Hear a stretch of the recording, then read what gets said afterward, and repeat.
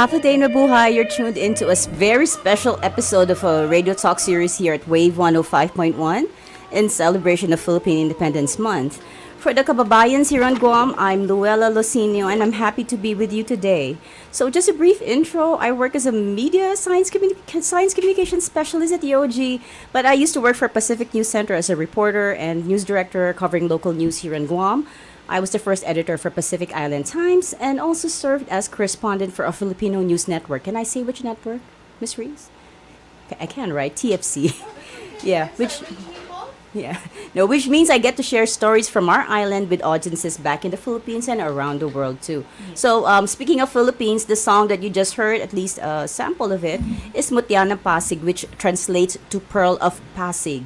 This is a kundiman or traditional Filipino love song composed by Filipino national artist for music Nicanor Abelardo that was back in the 1920s. On the surface, the song's meaning basically it revolves around the suffering and unhappiness of a woman, or the mutya, who has lost her love. But on a deeper level, it was seen as a symbol of the Philippines at the time, who lost its freedom at the time. So it was, you can say it's kind of subversive, right? So with the mutya representing the century or the country, and the loss of love representing the loss of independence.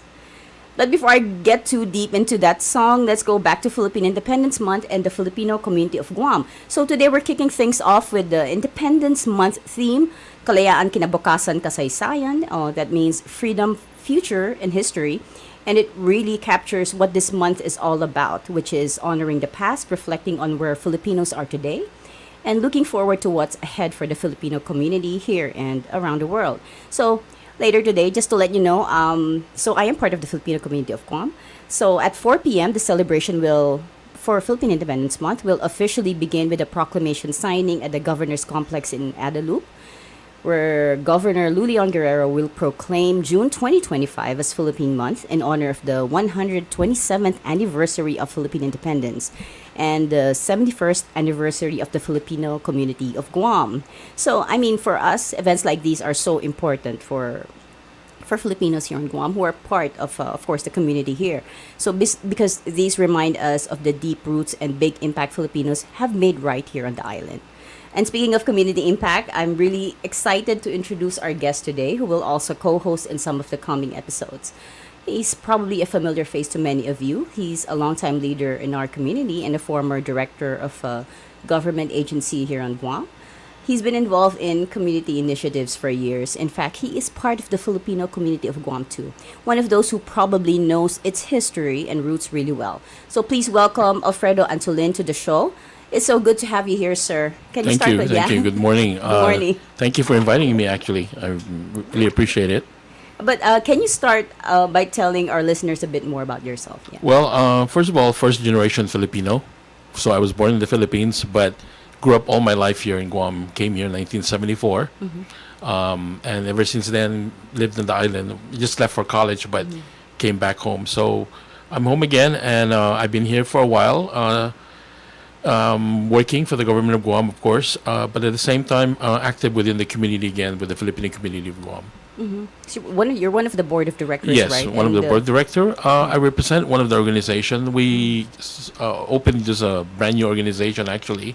There's so many organizations in Guam, but of course, it doesn't hurt to have more organization that helps the community. So we have a group called Kapwa Pangasinan Ilocano ng Guam.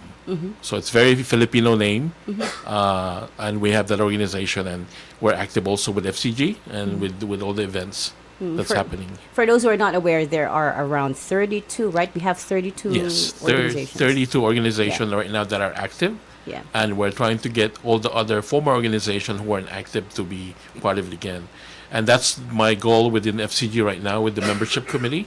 We've been trying to entice them to come back, or if not, some organizations are saying where we're all too old already, there's no younger generation taking over, so we're trying to encourage them to bring more people back to the organization, younger generation, which is a good thing, because there's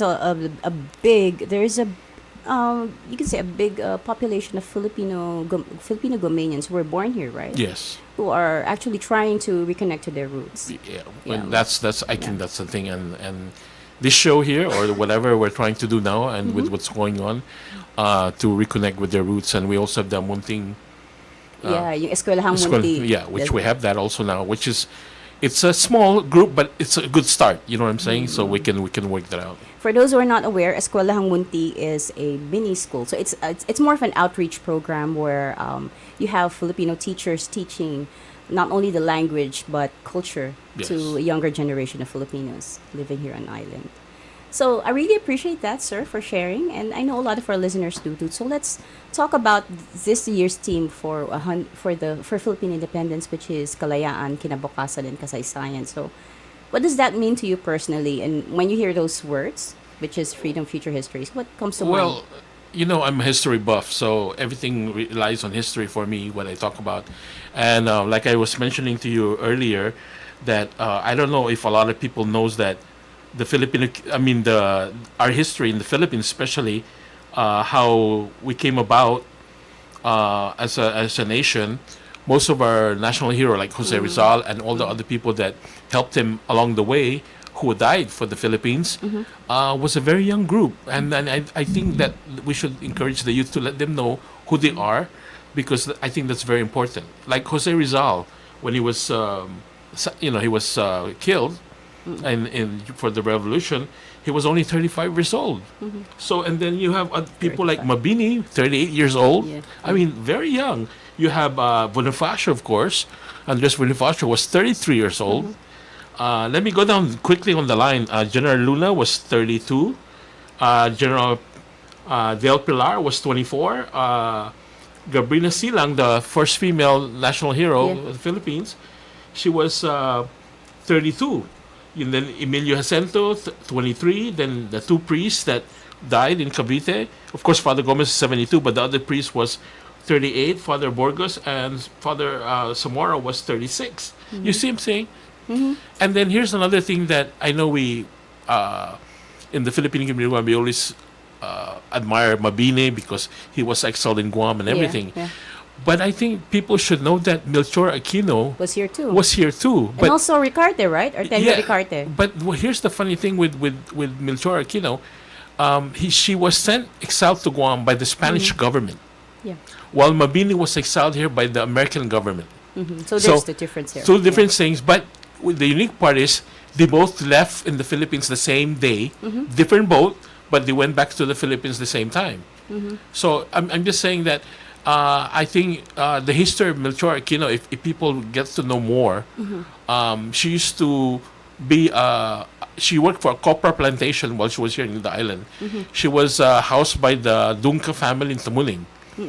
See where a GPO used to be, that whole area all the way to Alupang, that used to be a copra farm by the Dunca family. That's interesting. And so she worked for that family while she was here. So no one knows a lot of history about her, but if everyone, like me, like I said, I'm a history buff, but if you talk about, get the books of Ambet Ocampo. Yes. I'm a big fan. He gives a very good impression of Tangdong Sora and how she was exiled. Remember, the unique part about her is her age. She was 84 years old when she joined the revolution. Yeah. And then she was sent here, right? She was in her 80s. Yeah, she was 84. Yeah. And then, of course, she passed in long age of 107. But the good part about it is that I think we look at Mabini because of the historical value. A lot of things were written, and a lot of the people that exiled with him stayed in Guam.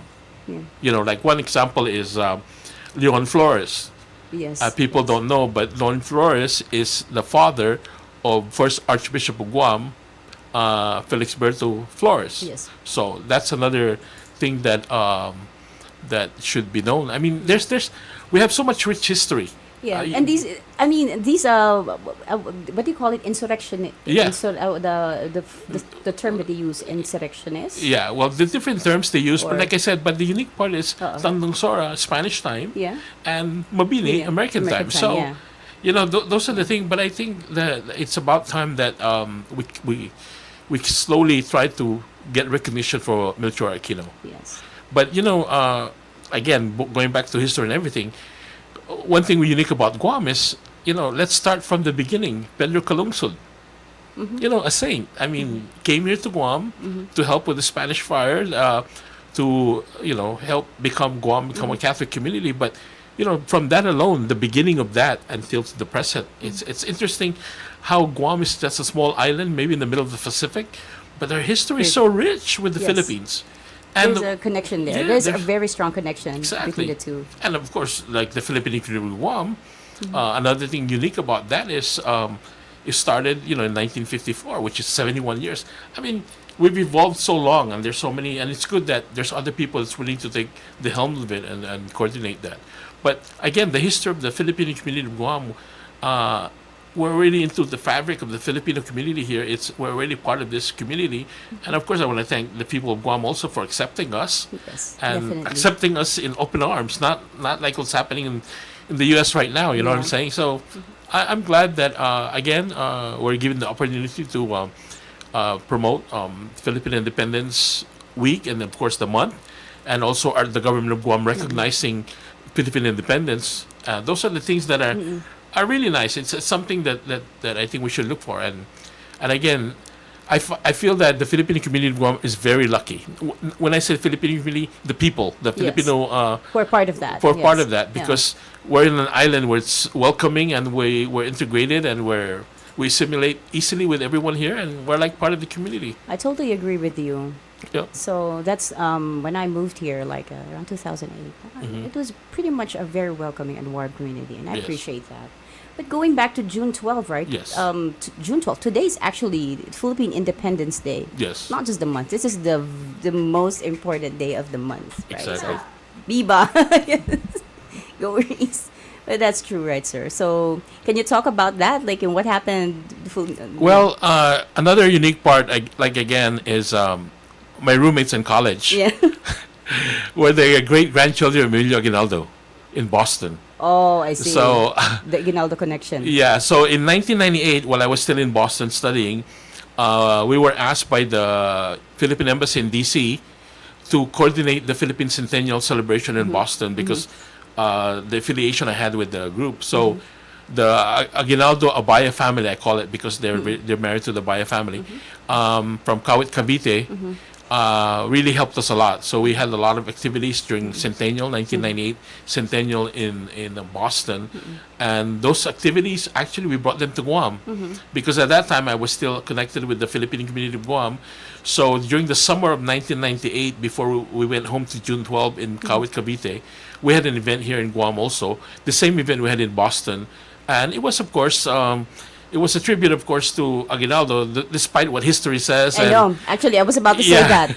But although he was the one who declared Yeah. 1898, there are other Filipino heroes who Of are course. more important. I mean, Of course, I understand. And, of course, the story of Andres Bonifacio yes, and, Andres- and everything. But and Dr. Jose Rizal, right? Yes, Dr. Jose. But I guess we look at who really promoted it. And of course, history speaks for itself. So Yeah. I don't want to get into the debate because, Yes. we weren't there that time. Yeah, I and know. until now, I'm still looking for papers where there's proof. I always get into debates because I am more of an Andres Bonifacio fan Yeah. because of the revolutionary aspect Exactly. of the struggle of Andres Bonifacio. But But did you see the movie General Luna?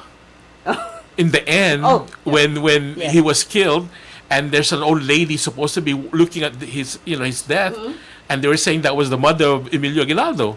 oh, I see. And she made a comment like, "Oh, finally he's gone." You know what I'm saying? Yeah. So, but we don't know that. That was in the movie, and Okay. of course, is that the correct story? Yes. So, that's just one thing with the Philippine history. It's so funny because we have so many contradiction, but Yes. at the same time, like I said, when I mentioned the age of the group that passed, that Yeah. died for the Philippines for the revolution, it's a very young age. That's true. So that's where I'm still kind of like, wow, look at this group. If that happened today, there'll be call it those who were born. There are the millennial generation, right? Yeah. So exactly. yeah. So Imagine there's average 30s. age is 35. Yeah. I mean, Yeah. So when you look at all of History, that, like yeah. that, and then so with June 12, I was fortunate enough to see the flag raising in Kawit, Cavite in 1998 on the 100th Centennial. anniversary, the The centennial. centennial, yeah. And of course, we had our event in Boston. But so, I got to see that, and I was able to witness that on. So, it's unique. Yes. We even have I don't know. I should have brought it, but we even created a document for the centennial, and we brought it back to Guam. That's why we had the event in Guam, which at that time we brought the grandchildren of Emilio Aguinaldo to the event in Guam. Here, Yes. I see. Okay. Yeah. Okay, speaking of Guam, so we go back to the Filipino community, like Yes. discussing how did the Filipino community here grew or evolve? I mean, given My that you were understanding here, is in 1954, right after 4th of July, after all this celebration in Guam, a few of the Filipino community got together and said, let's start an organization. And I don't know if people remember Mr. Henrich Naval, who was the head of Calvo's Insurance for the longest time, I see. the Schnavel family. He was the chairman of the steering committee.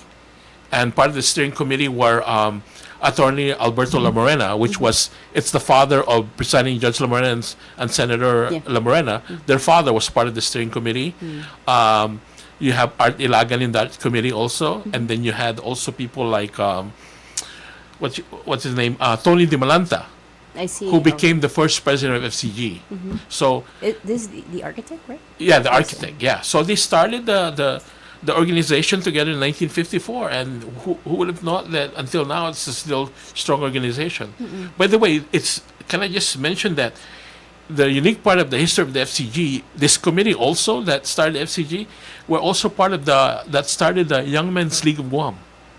Oh, I see. So it's a very unique situation how the whole thing started. And of course, Mr. Pangilinan got involved also, and so forth down the line. So, they started all of that. And then, of course, the organization became more colorful, I call it, when Miss Carmen de la Cruz, the late Carmen de la Cruz, became the president of the Filipino community of Guam, which she started different she had more fundraising for the community and more cultural and arts, because that's her background within the Filipino community of Guam. And by the way, that's Mayor Hoffman's grandmother.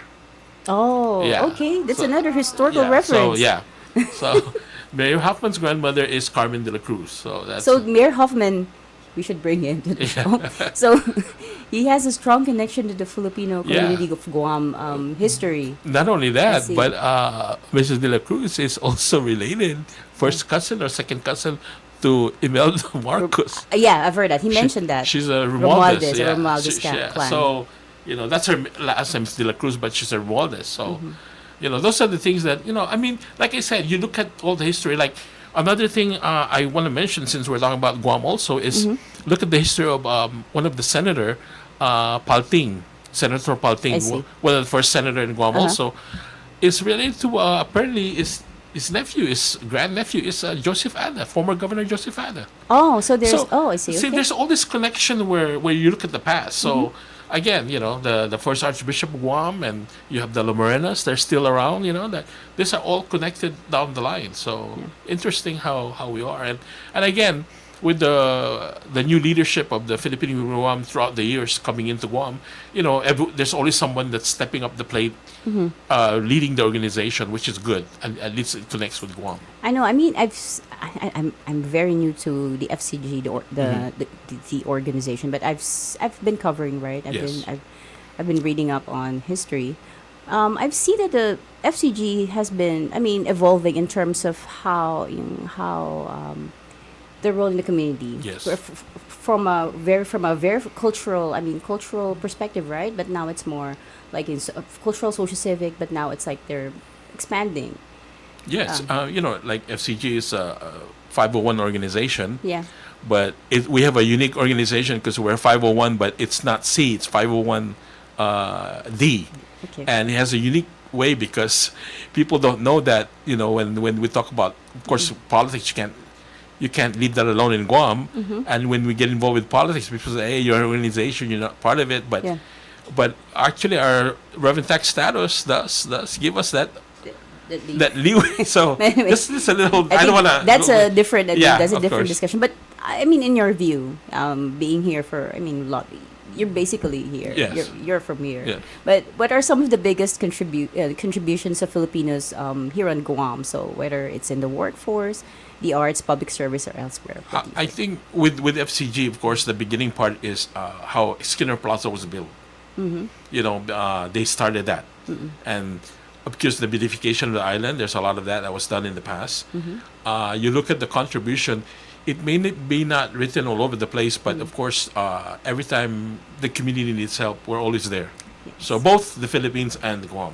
In workforce, right? You post World War. And then Yeah. post World War, that's another story to talk about. I think Norman Lista would be good at talking about that because he Yes. did a lot of study on that. But I have friends in the States who did a lot of history in Guam. Like I don't know if you know Dr. Alfredo Peredo Flores. He's one of the good doctors. I mean, historians we have that's based in the States, but still has a lot of things to contribute about Guam and how the Filipinos like evolved here after the war, Yes. how they helped out. And that's the same thing how we came to Guam. My uncle was here after the war, Yeah. and then my father followed, and my uncles followed. So that's how we migrated to Guam also. So your family, basically your family was part of the yung post-war reconstruction my efforts. my right? not my uncle was. Okay. That's how he brought our family here. The oldest in my dad's family, he came here first right after the war, and then my father followed in 1964.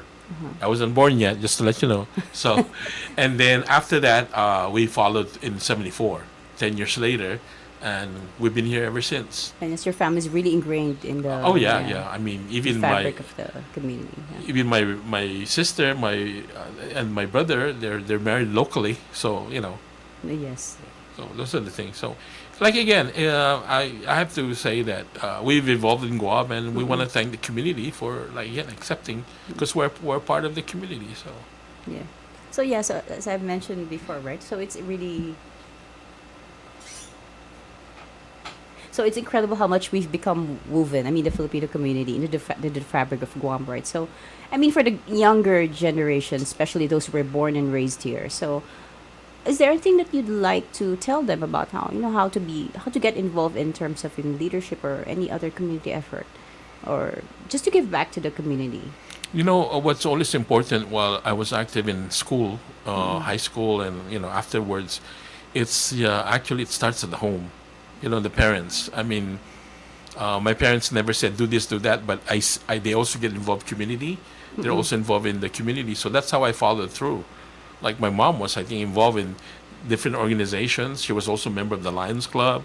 She's a member of our ethnic organization from Pangasinan. So those things like that, I've just followed through, and I think that's what's important is the parents has to recognize, but we have to find a way how to involve them. We have to find an itch for them.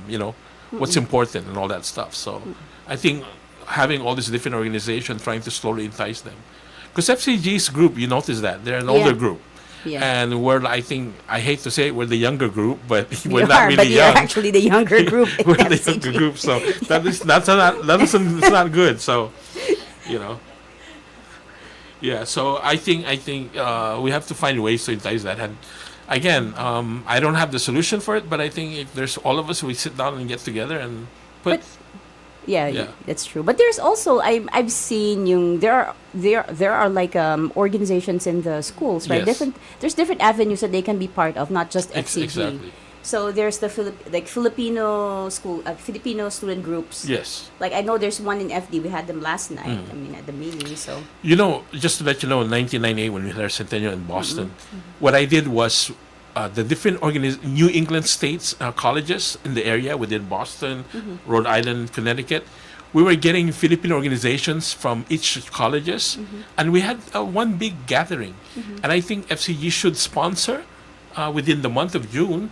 Instead of having just the Independence Ball, we should have a youth ball or something, and Yeah. get all these different organizations together and have a big event for them. I think that would entice them. I know. I mean, conversations with people who are not part of FCG, but who are, I guess, more of the younger generation Yes. of Filipinos who were born here, who are trying to connect to that part of their heritage, their Filipino heritage. So they're always looking for yung ways, actually, on how to get involved. Yeah. So I think that's a really... I mean, gathering them together, Yeah. not only for a picnic or whatever, but, make them all dress up also so they know how it feels to wear barong and, and have those events. That would be nice, I think. And that's what I've been thinking of is something where you can put them together to feel proud, you know what I'm saying, for the culture.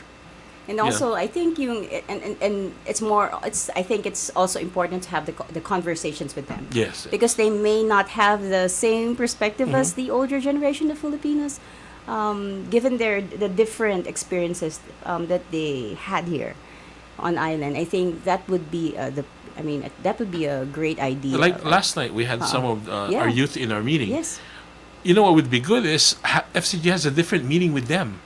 Just invite all the different school that has this organization and put them all in one room and have a meeting with them. I think that's what yung Miss Edna, Ate Edna Rubenal's plan is to really expand FCG. Exactly, and have one event for them only. I think that they'll feel more comfortable, instead of just us having the big event where we all plan that thing. Have something for them also at the same time. So, and then part of that is bring maybe a good guest speaker that can influence them and to get them involved. I think that's a way to start. Yeah, that's true.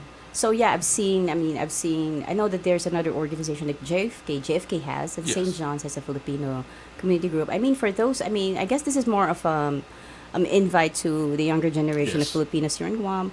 You can if you're in high school, I guess in high school you can reach out, look for your organization in your schools if you have one, and join and get to know. And you can also reach out to us. I'll give you an FCG. example. We have in Guam, we have Youth Month, right? Where all Yes. the different organizations in the island.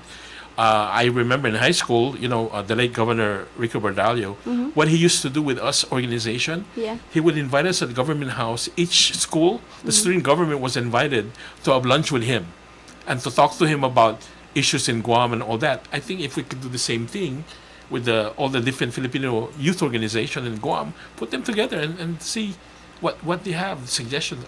They have ideas. They have their own fundraising. They have their own shows within their school to celebrate Filipino month, whatever.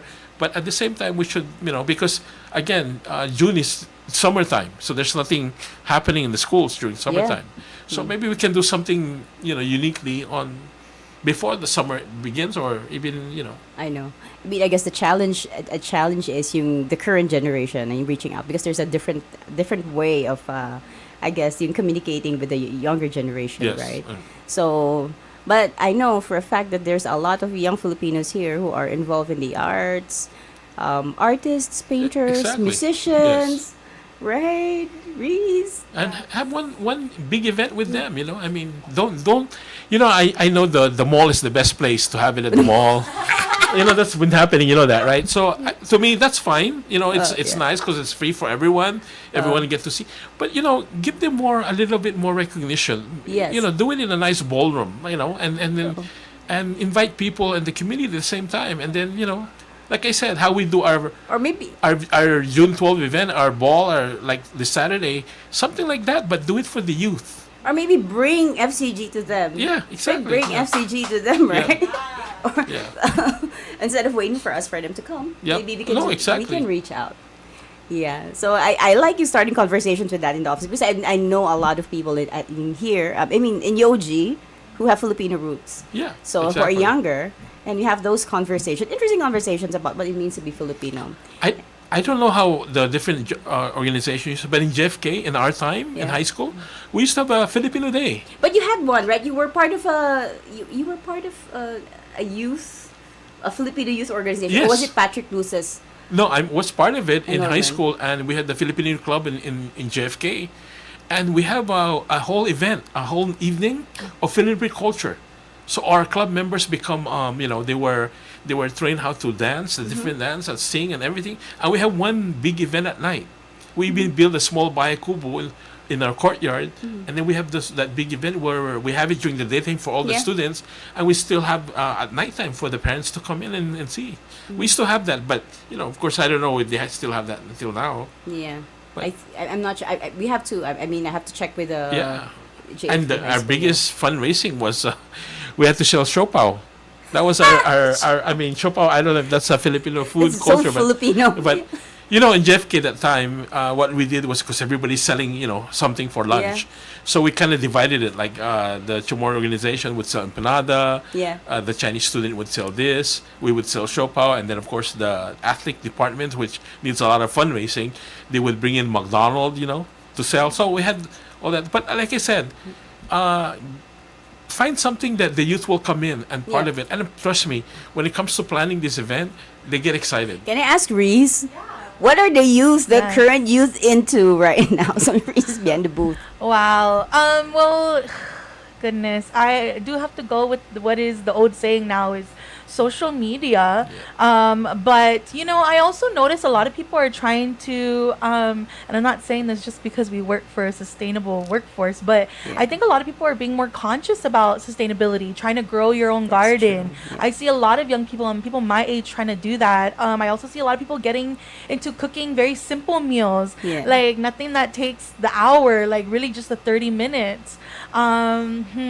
See, that's a good idea. Yeah, I think it's a great Actually. idea. Cooking brings a lot Yeah. of people together. Exactly, and then bring the youth and like, make them make their own dish or something. Yes, like exactly. one Sunday we do a sinigang group. So Oh who my has the best sinigang? gosh. Ooh. One See, group we gang, have gang. the, Invite and then we me, have the invite me. adobo group. Yes, of whatever. course, yes. So things that's a good idea. I mean, Oh. things like that. Start with that. At least Yes. get them involved and have representative from each school. Okay, will. you know. I think that's a great idea. And if you do that in the That mall, is. that's a good activity in the mall. You know what I'm saying? Yes. Everybody. I know if there's something that all Filipinos Yeah. love, even across generations, right? It's food. Food is Exactly. a language. Food And is the then language. After all those different events you have, like cooking, whatever, sustainability, whatever, then in the end have a banquet for them to be so they'll be recognized. And you give you said all the winners will be given an award that night, and all the one who didn't win will get consolation or something like that. I think it would be good. I've seen how even Youth Month before during high school, it was a big event, but now it's scaled down a lot. I don't know why, but those are the things that it brings back a lot of my youth days. That we were active before, and all you need is someone to really encourage them to get involved, and I know. It's because I grew up in the Philippines, so it's kind of Filipino Day is every day. Yeah. There's no difference. Yeah, That's why exactly. it would be interesting to hear. It's a different experience. My son's experience is different from mine, of course, because he grew up here. So yeah, that's a great idea. Aside from food, there's music. Music Yeah, exactly. transcends, right? Yes, you Generations. can bring in, maybe some local Filipino artists. Jed is a good example, right? And there's so many more Filipino artists here in Guam as well. Quad, I could go down the line, and you guys can have throw a concert. See, talking about Christian's band. Oh, I'm Christian, exactly. But you can have a little showcase, a talent showcase, or a concert, that focuses on, Filipino art, local Filipino artists. Filipinos love karaoke. There you go. Karaoke. Exactly. Karaoke. Karaoke. I know, this is so fun. So I guess I was supposed to segue into the fun side of things, but we're talking about the fun side of things now. So let's talk about celebrations now. So what's for Alfredo? So what's one tradition or event during Philippine Independence Month that you always look forward to? I can also ask Reese.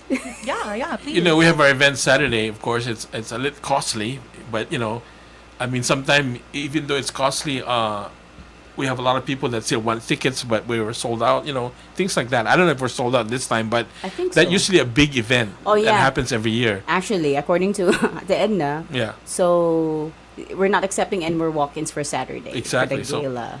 Yeah. And before in the past, I'll be honest with you, we bring a lot of big entertainment or politician from the Philippines, and so it gets sold out. And imagine, Dusitan is the biggest ballroom now, and before we scramble where we could have the event because we don't have enough spaces. And so, like I said, people get excited when we bring especially political personality from the Philippines. Oh wow. And it gets sold out. The whole event gets really packed and everything.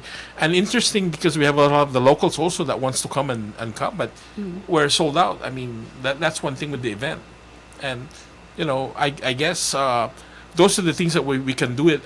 Do it for the month, but also what else events besides the ball, just doing that event. So, Yeah. yeah. But how about you, Reese? Have you attended any of the Philippine Independence Month activities? Yes, I actually have. We've had what was it called? I'm sorry, guys. The flag No, that's fine. The flag flag raising, race. right? I've actually attended that.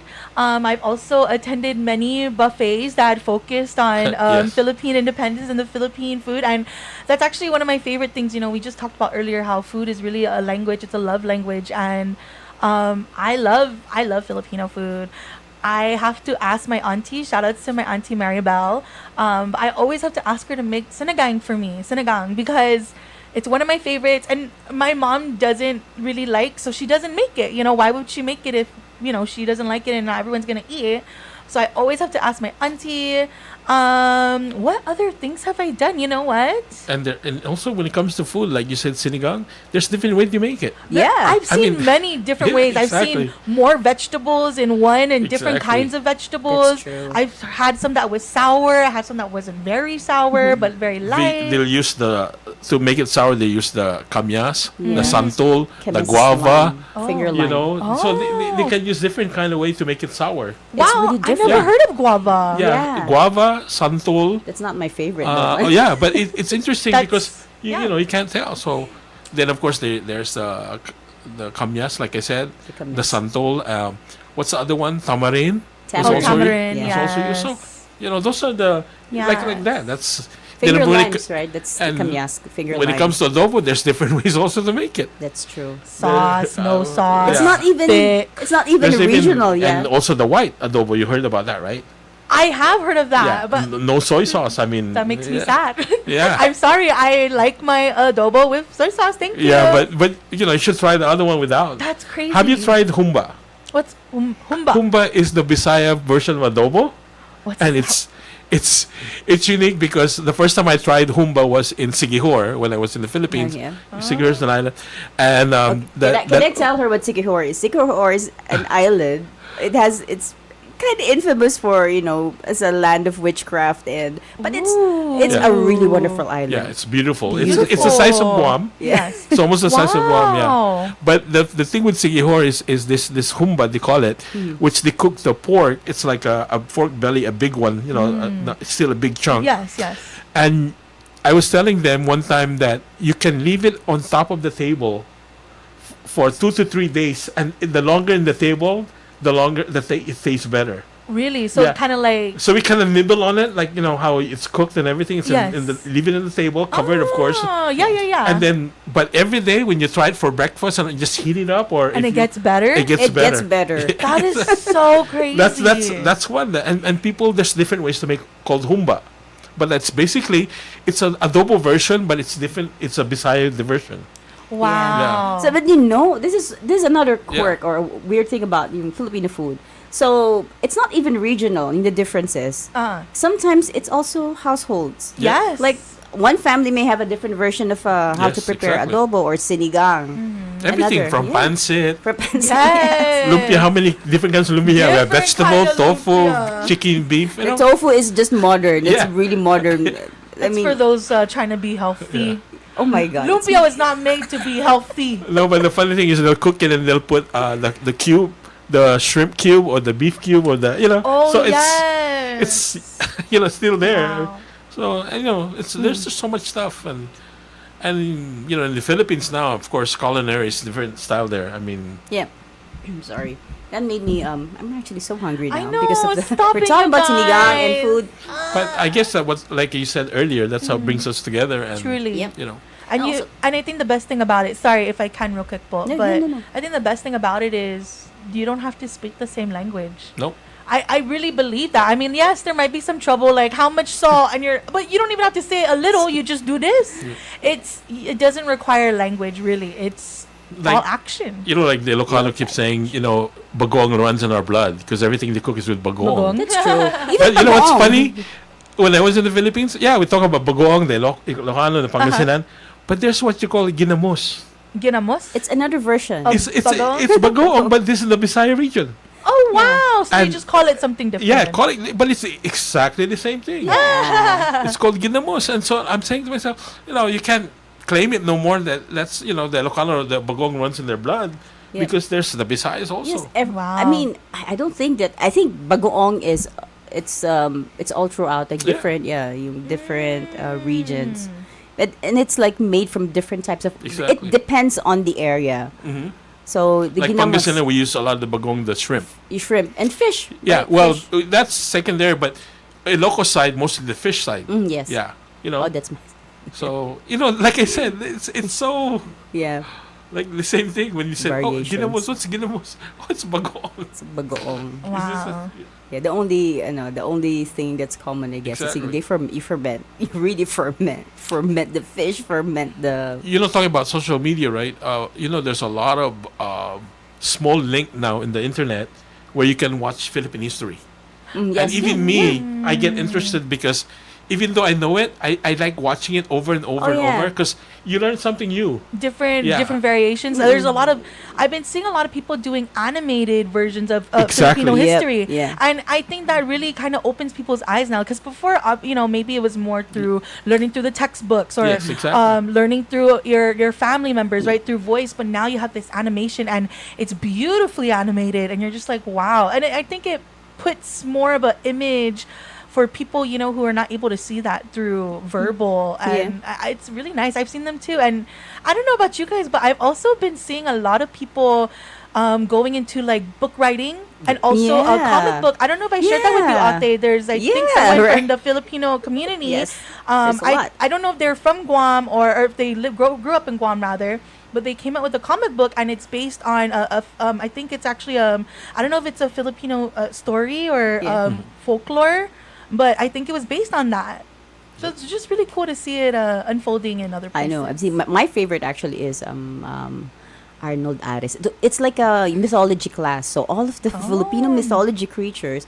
So he took a very modern spin of all. So you have the similarities in Chamorro, like yung duende, Yes, duendes, duende, yeah.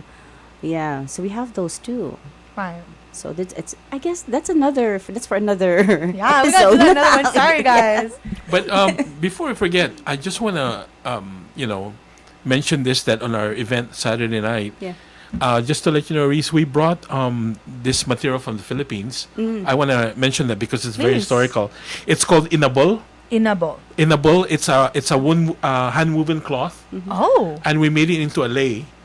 We're giving it to all the board of directors, the officers, and also our guests Wow. that night. But the unique part about this is that I went to the Philippines to get it. Okay. We ordered it in Pinili, Ilocos Norte, and I found out one of the weaver that was doing it was a woman who was a national artist now, Yeah. and she's 100 years old, Wow. but she still weaves. And she's still weaving. and she was one of the weaver that provided the material for this You'll event. be for this there. event Saturday. I You'll know, be and I there will be Saturday, there. yeah. And that's wow. That's Yeah. actually so crazy. Make to sure look you at. get one. If you don't get one, I'll make sure I get you one. Yes, Okay? yes, Yeah. yes. Okay. please. Yeah. You know that the material. Yes. The reason I suggested it to the FCG was, I got that way back, maybe about 12, 13 years ago in the Philippines, from an event that I attended.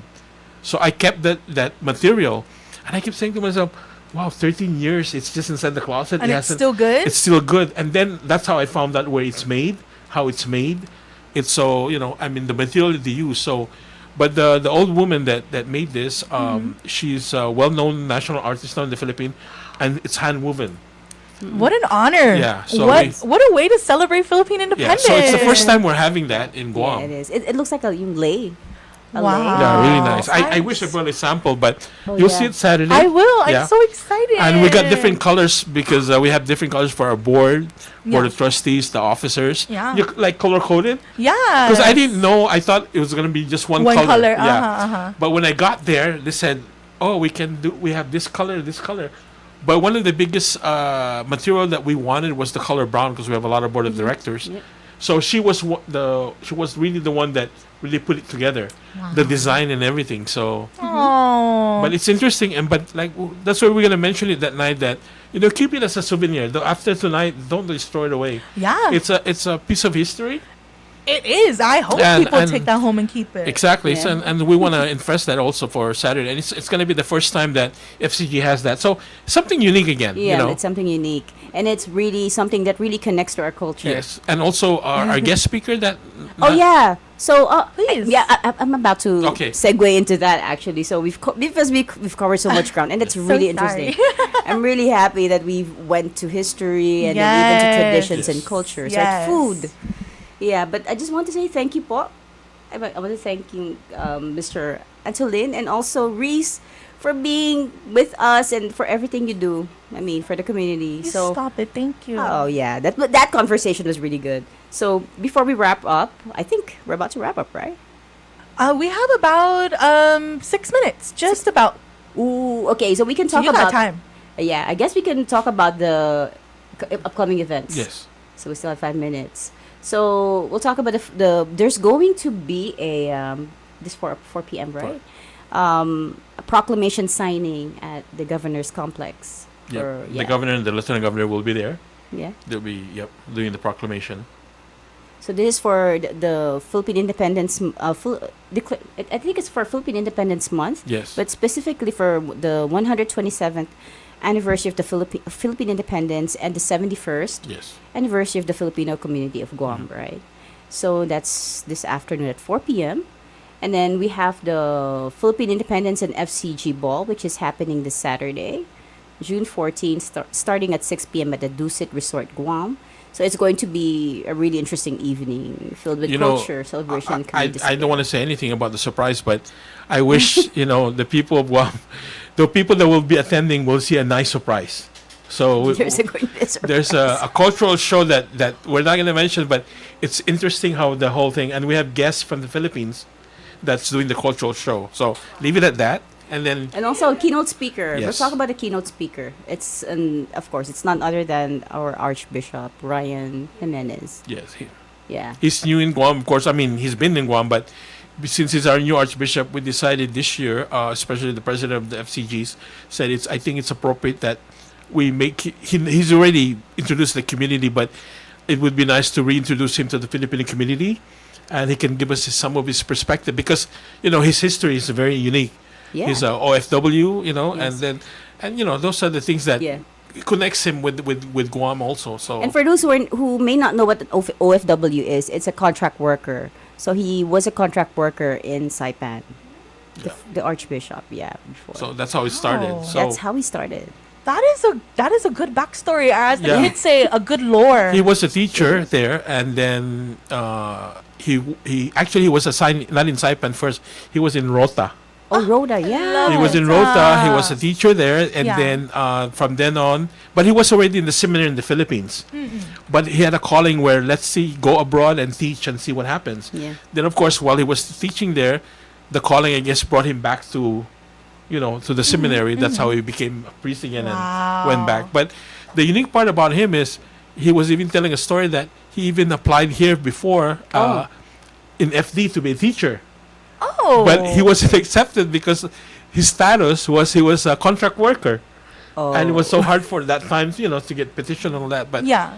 but I think we have a very unique guest as a guest speaker, and I'm excited what he has to say, Yeah. on that night because And I hope we could bring him here also, right? Yeah, For the we're trying to- trying to we're trying to invite him. I think June 26th. for the next week. Yeah. Yeah, he's going to Rome on June 19 to get his pallium from the Pope. It's they give it to the Archbishop. It's like a kind of symbolic investment that the Pope only gives to the Archbishop. So he's receiving that when he goes to Rome after June 19, but he'll be back on before June 26, and we already actually kind of invited him. So we haven't heard yes yet, but we're Hopefully. hoping that he's To bring listening him right now. He is. Yeah, Archbishop, if you're listening right Hello. now, your invitation is still open when you come back from Rome. That would be interesting how he can tell us a story, and Yes. everything. So meeting the new Pope and everything. Yeah. That would be Great. and, Yeah. and also his experience as an OFW. Those Yeah. are the things that Yes. everyone can A hear. contract worker. Yeah. Exactly. So going back to the ball this Saturday. So I know Please. that the gala passes are I think it's out. I think you cannot just buy the tickets now. But FCG is still selling raffle tickets. So raffle tickets to the event. So just contact us. My number is 7970205. So raffle tickets are $3 for $5, and the prices range from cash to plane tickets. And you don't have to be present to win, by the way. Oh, yes. Okay. So now we're wrapping up, right? Yeah, we can wrap up, girl. Okay, let's wrap up. So, by the way, guys, this show is just the beginning, I think, right? Yeah. So we still have a few The more beginning, episodes. and I never want it to end. But we have to end. No, please. So this show, so we call it Pinas to Guam, Pinoy Voices. I told Reese why Pinas to Guam. Pinas is a way of saying Filipino or the Philippines in a very casual or very friendly manner. So, yeah, that's how we came up with for the name for the show, tentatively. So we'll be continuing this radio series throughout Philippine Independence Month, where we'll feature stories and voices from leaders, artists, and everyday heroes from our Filipino community. So keep tuning in, stay connected, and remember, kalayaan, kinabukasan, kasaysayan, let's honor our past, shape our future, and celebrate our shared history or shared story. Maraming salamat, and until next time, mabuhay ang Pilipinas at Guam. FM. Daddy No. The talk of Guam is Wave 105 FM. This is CBS News on the Hour, sponsored by O'Reilly Auto Parts. I'm Cammie McCormick. The president today announced a deal with China in the trade war that has rocked global